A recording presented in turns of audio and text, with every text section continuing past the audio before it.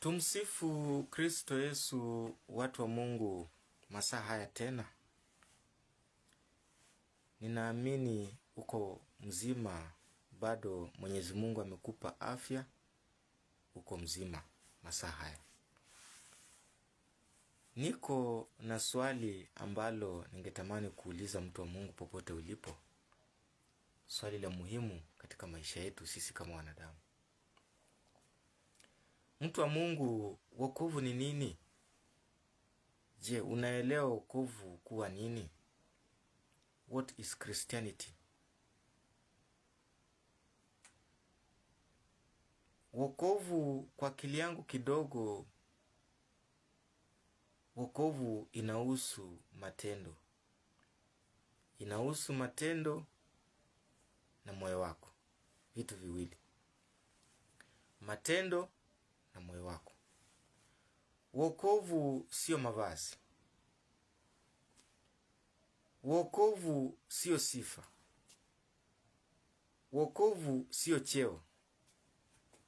Ila wokovu unaweza kuelezewa kupitia vitu viwili ambavyo ni moyo wako na matendo yako.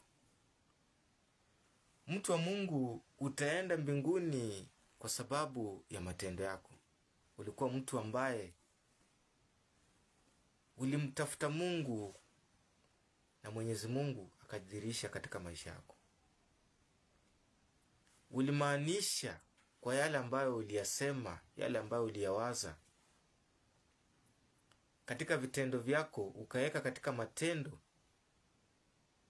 Mwenyezi Mungu akaja kupenda na akakufanya rafiki yake, jinsi alivyomfanya Abrahamu akawa rafiki yake. Utaenda mbinguni kwa sababu matendo yako yalikuwa mema. Ulitembea katika njia za haki. Hata kama uliweza kutenda dhambi, ulimtafuta Mwenyezi Mungu, ukamwomba msamaha, ukimaanisha kutoka moyoni. Kwamba wokovu, katika wokovu yote yafanyiwe kutoka moyoni. Kutoka moyoni tuyaweka katika matendo. Huo ndio wokovu, mtu wa Mungu. Wokovu sio kuwa na cheo kanisani. Unaweza kuitwa padri, unaweza kuitwa bishop, unaweza kuitwa majina yote mazuri katika kanisa, katika dhehebu lolote, lakini mbele ya Mwenyezi Mungu haujaokoka, haujui wokovu, hakuna wokovu ndani mwako. Mtu wa Mungu, wokovu unawekwa katika matendo. Mungu anaweza kukuona kama mtu mwokovu wakati matendo yako ni matendo ambayo yanajidhihirisha kwamba unamfahamu Mwenyezi Mungu. Mwenyezi Mungu ni nani? Mwenyezi Mungu ni upendo. Ni baba yetu aliyetuumba, ambaye alikuwa mwingi wa upendo. Akatupenda sote kwa kiasi cha kwamba akamtoa mwanawe wa pekee ili atuokoe mimi na wewe. Upendo. Je, mtu wa Mungu, uko na upendo? Waweza kusema mimi ni Mkristo, ila unachukia ndugu yako.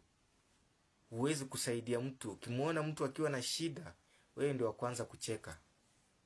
Lakini Jumapili utavaa nguo zako nzuri, uende kanisani. Uko mbele ya madhabahu unasema vile unamjua Mungu. Je, utaweza kusema huyo mtu ni mwokovu? Wokovu, mtu wa Mungu, huanza na matendo, huja na matendo.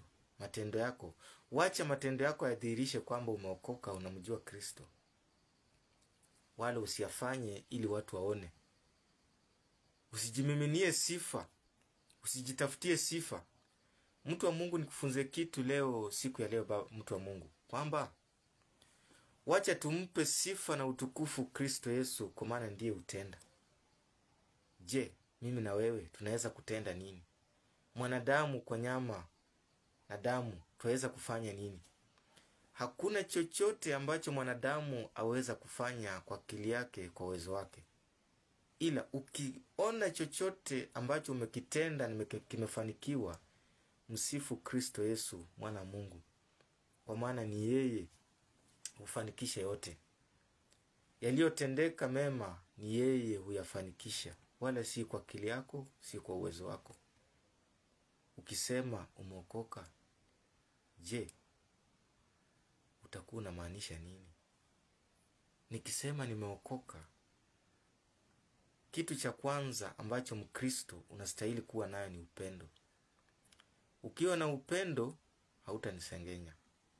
Ukiwa na upendo, ukiniona nikiwa na shida, utanisaidia.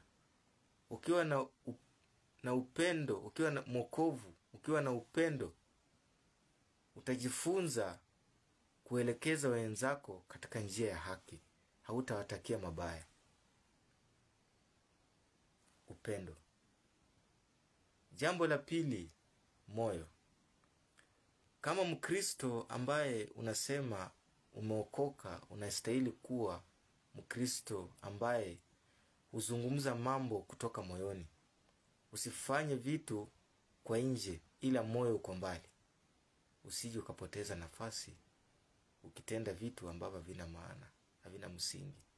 Mungu atakuja kusema, ole wako, mimi sikujui, sikutambui. Tuokoke watu wa Mungu. Mbarikiwe.